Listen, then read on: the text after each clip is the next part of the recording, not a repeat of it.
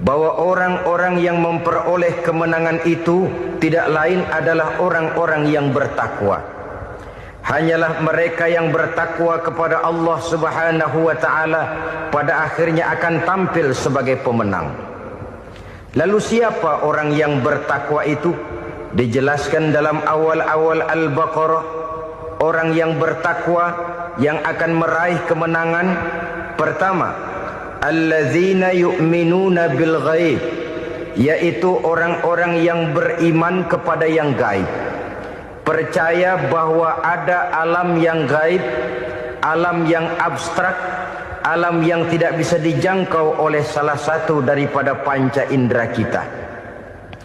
Mereka percaya dan beriman kepada adanya malaikat, beriman kepada adanya iblis dan jin, beriman kepada adanya alam kubur, beriman kepada adanya alam mahsyar, beriman kepada adanya alam akhirat, beriman kepada adanya surga dan neraka. Beriman bukan cuma sekedar beriman dalam ucapan bibir saja, tetapi beriman yang nilai iman itu mampu mewarnai gerak dan gaya hidupnya. Iman yang meresap sampai ke tulang sumsum, kemudian memberikan dampak positif di dalam kehidupan manusia. Alam, kita tahu, adalah sesuatu yang selain Allah, dan Allah bukanlah alam. Apapun namanya selain daripada Allah, itu adalah alam. Alam pada hakikatnya terbagi menjadi dua. Ada alam syahadah, alam nyata, alam konkret, alam yang bisa dijangkau oleh salah satu indera kita. Kemudian ada alam ghaib, alam yang tidak bisa dijangkau oleh panca indera kita, alam metafisika, alam abstrak, alam yang wajib kita imani keberadaannya. Kita percaya bahwa malaikat itu ada, kita percaya kepada jin, bahwa jin itu ada, kita percaya kepada adanya iblis dan setan. Bukan percaya kepada iblis dan setannya, percaya bahwa iblis dan setan itu ada. Itu termasuk salah satu daripada sifat orang yang bertakwa kepada Allah.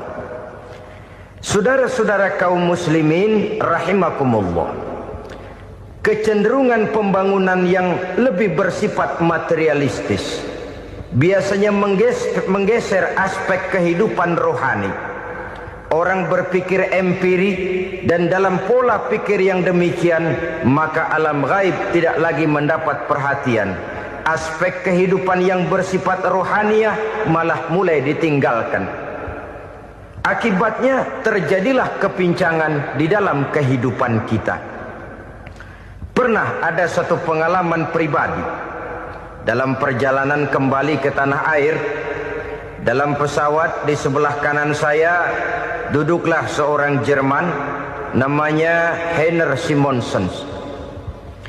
Iseng saya ajak kenalan, saya ajak ngobrol, saya tanya dia. Saya bilang, Mas Heiner ini, kalau pesawat yang kita tumpangi ini jatuh ke bawah, kira-kira apa yang bakal terjadi, Mas? Dia bilang, kita semua akan mati. Begitu? Iya. Oke. Apa itu mati? Tanya saya. Dia bilang, untuk tahu apa itu mati, kita harus tahu lebih dahulu apa itu hidup.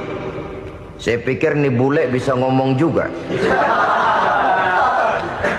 Baiklah kata saya. Apa hidup menurut Anda itu? Oh, hidup itu dia bilang, kalau seluruh anggota badan kita bekerja secara normal, paru-paru memompa darah secara normal, jantung berdetak secara normal, sel-sel tubuh bekerja secara fit, dan organisme tubuh hanya mau bekerja secara normal, dia bilang, kalau kita memberi makan yang cukup, menu yang teratur, dan gizi yang lengkap. Saya bilang, kesimpulannya apa, Nar? Dia jawab, hidup adalah dari tangan ke mulut. Life is from the hand to the mouth, kata dia. Hidup adalah dari tangan ke mulut. Jadi masalah hidup tidak lebih daripada masalah isi perut. Orang pergi pagi, pulang sore, peras keringat, banting tulang, perut yang dibelain. Saya bilang, you are wrong. Sampean salah, ner. Kamu orang Islam bukan? Bukan. Pantas. Kenapa saya salah? Dia bilang, ya jelas salah. Salahnya di mana? Kamu ini manusia. Kalau hidup cuma dari tangan ke mulut, saya bilang, kambing di kampung saya juga begitu pikirannya, ner. Itu kambing di kampung saya, asal perutnya kenyang, sudah hidup dia. Perkara besok bagaimana, lusa prospeknya macam mana, bulan depan ada apa, kambing nggak pernah mikir. Di kampung saya kambing juga pikirannya begitu. Kamu Kristen ya? Tadinya. Loh kok tadinya, lalu apa sekarang kamu ini? Dia bilang, sekarang saya netral. Saya tidak beragama, tapi saya percaya kepada Tuhan sebagai pencipta alam. Saya ingat benar dia bilang, I haven't any religious, but I believe to God as the creator of the world. Kenapa bisa netral begitu, ner? Habis saya bingung katanya. Islam bilang Islam baik, Kristen bilang Kristen baik, Hindu Buddha bilang Hindu Buddha baik, semua agama baik. Saya netral sekalian, nggak beragama. Yang penting saya percaya kepada Tuhan. Saya bilang, ner, kamu ini kayak orang mau beli celana, lalu bingung. Yang satu bilang Levi's bagus, yang satu bilang Blue Jean hebat, yang satu bilang Wool England hebat. Celana ini hebat, celana itu bagus, celana ini hebat. Semua celana bagus, kamu bingung. Akhirnya netral, tidak pakai celana. Itu juga salah. Saya pikir-pikir, kemudian saya melihat bahwa dua pola berpikir Henner ini nampaknya sudah mulai menggejala di lingkungan masyarakat bangsa kita.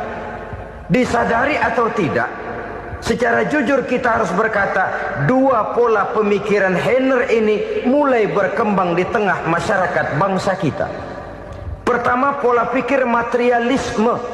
Hidup adalah dari tangan ke mulut. Masalah hidup tidak lebih masalah isi perut. Itu yang perlu dibela, dan disitulah arti kehidupan. Pergi pagi, pulang sore, peras keringat, banting tulang untuk mempertahankan perut. Kalau sudah kemari cara orang berpikir, maka buat apa percaya kepada yang gaib? Untuk apa sholat? Untuk apa puasa? Untuk apa zakat? Untuk apa menghadiri majelis taklim? Tanpa kepercayaan kepada yang gaib, hidup berjalan menurut alur empiris dan materialis. Kalau sudah ke sana cara orang berpikir, biasanya orang lalu cenderung menghalalkan segala cara. Hanyalah orang yang percaya bahwa akhirat ada. Hanyalah orang yang percaya bahwa alam kubur itu ada. Hanyalah orang yang percaya bahwa malaikat itu ada, hidupnya akan lebih terarah dan terkendali. Karena kepercayaan kepada yang gaib, yang merupakan fase daripada kehidupan setelah hidup yang sekarang ini, mewarnai gerak pribadi seseorang di dalam dia melakukan kegiatan hidupnya.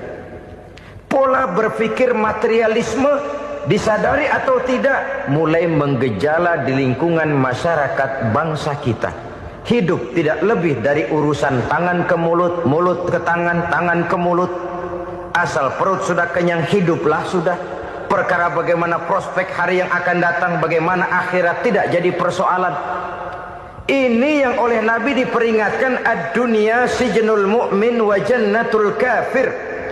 Dunia adalah penjara bagi orang beriman dan surga bagi orang kafir.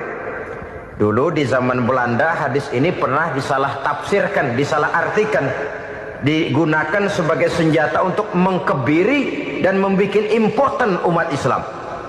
Sudahlah umat Islam gak usah macam-macam, kata Belanda. Dunia ini kan penjara buat orang Islam, surga buat orang kafir. Di penjara jangan bertingkah.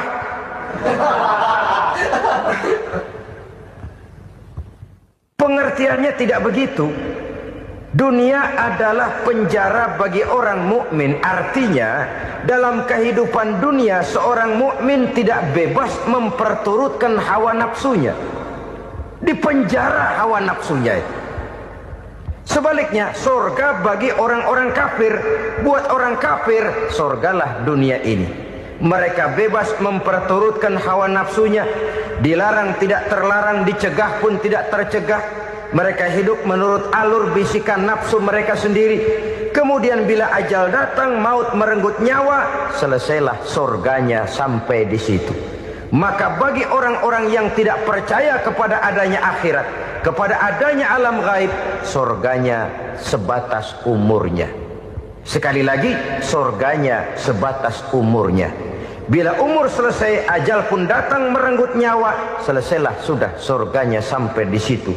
Alangkah pendeknya perjalanan orang-orang yang tidak percaya kepada alam gaib ini.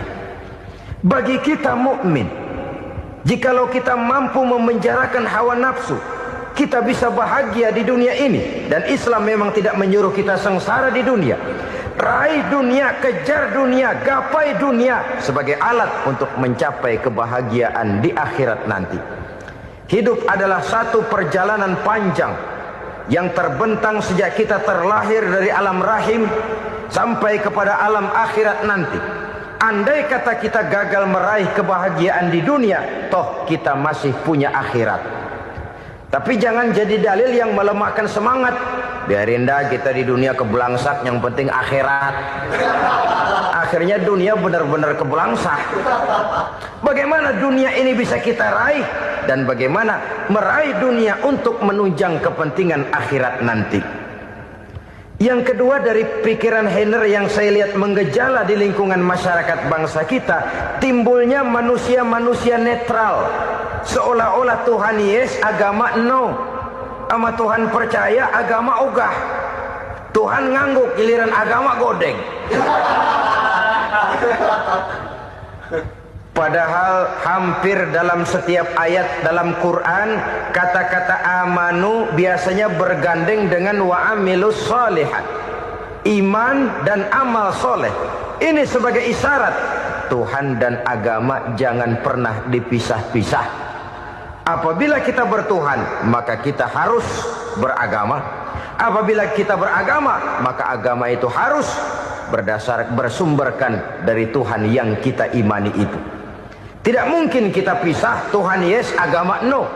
Sama Tuhan percaya tapi agama bikin sendiri. Sembayangnya cukup bengong 2 jam madep ngulon.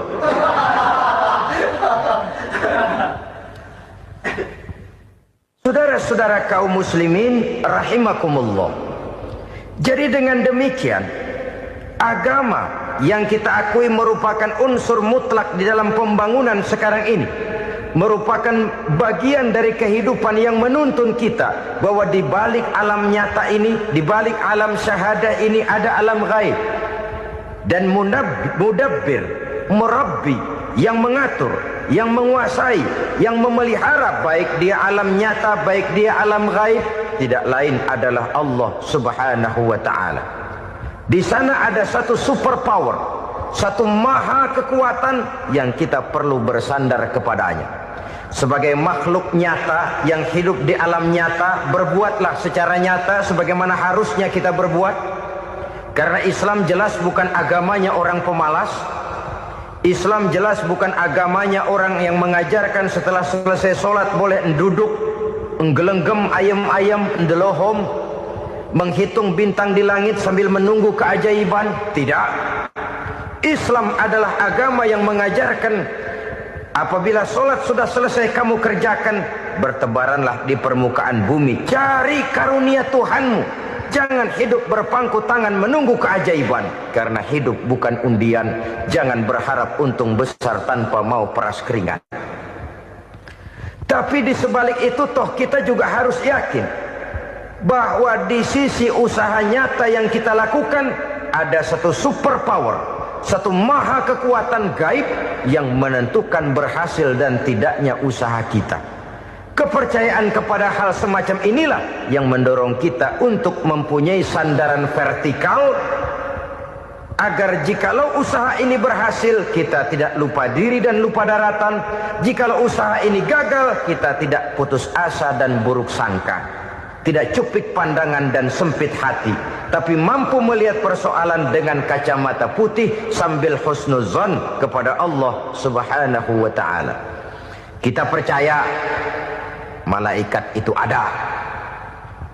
Ada yang namanya Raqib dan Atid, mengawasi gerak hidup kita sampai kepada gerak hati kita.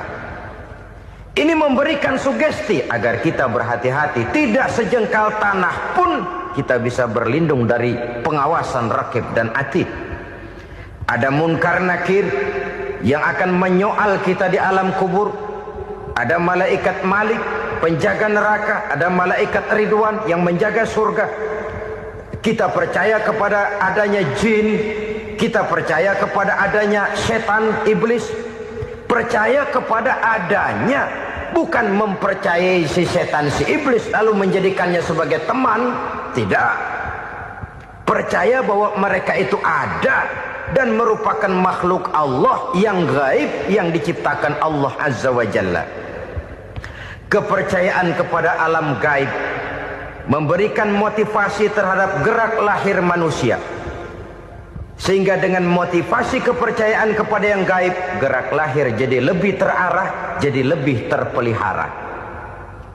Pernah seseorang bertanya, "Pak, apakah adanya akhirat bisa dibuktikan secara ilmiah?" Saya bilang tidak bisa, tidak bisa. Kenapa? Karena yang berangkat nggak pernah pulang kembali lagi. Kalau dia pulang kemari bisa kita tanya bagaimana enak di sono.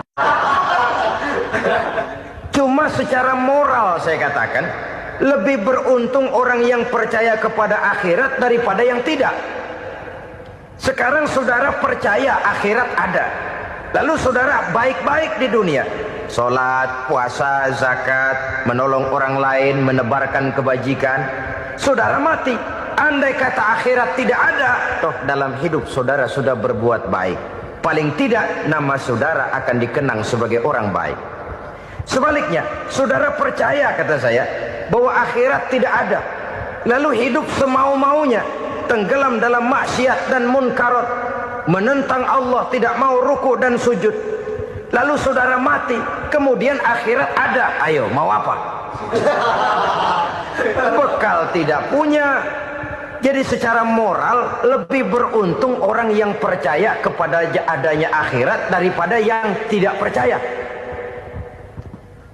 Dan itu alam gaib yang tidak bisa dibuktikan secara eksat. Jangankan untuk membuktikan seperti itu, dalam kehidupan sehari-hari saja yang kita rasakan tidak selalu berbentuk toh. Angin, bagaimana sih bentuknya angin? Kita tidak tahu. Merah, buktinya kalau dikerok merah. Yang merah itu kulit, yang kulit kita bukan anginnya. Sakit, rasa sakit itu ada, tapi bagaimana bentuk sakit kita nggak pernah tahu. Kalau kita makan cabai pedas, bagaimana bentuk pedas itu tidak ada, tapi rasa ada. Bentuk pedas hijau, cabainya bukan pedasnya. Tidak semua yang kita rasakan bisa kita gambarkan dalam bentuk yang konkret. Oleh karena itu, sekali lagi bahwa kepercayaan kepada alam yang gaib mampu memberikan satu sugesti yang menata kehidupan seseorang lebih lurus, lebih terarah, dan lebih terkendali. Maka wajar kalau kepercayaan kepada yang gaib mengantarkan seseorang untuk meraih kemenangan. Kenapa? Dia percaya kepada yang gaib, bahwa akhirat ada, bahwa alam kubur ada, bahwa pertanggungan jawab itu ada. Maka dia lalu tidak hidup saenae udele dewe gitu loh. Tidak hidup menurut seleranya sendiri, terarah, teratur. Ini cirinya yang pertama. Orang bertakwa yang akan meraih kemenangan, mereka beriman, mereka percaya kepada yang gaib. Bahkan hal-hal konkret saja selalu berangkat dari yang gaib. Saudara-saudara, para remaja, para pemuda sekarang ini tidak pernah tahu toh siapa yang akan jadi teman hidup saudara. Kita bisa saja ngerancang, mentargetkan, tapi toh akhirnya yang namanya jodoh bukan kekuasaan kita. Rezeki di luar kemampuan kita. Begitu juga ajal. Maut, jodoh, ajal adalah contoh-contoh konkret bahwa pada akhirnya yang gaiblah yang menentukan. Bertahun-tahun ngelancong, emang jodoh seret, nggak jadi.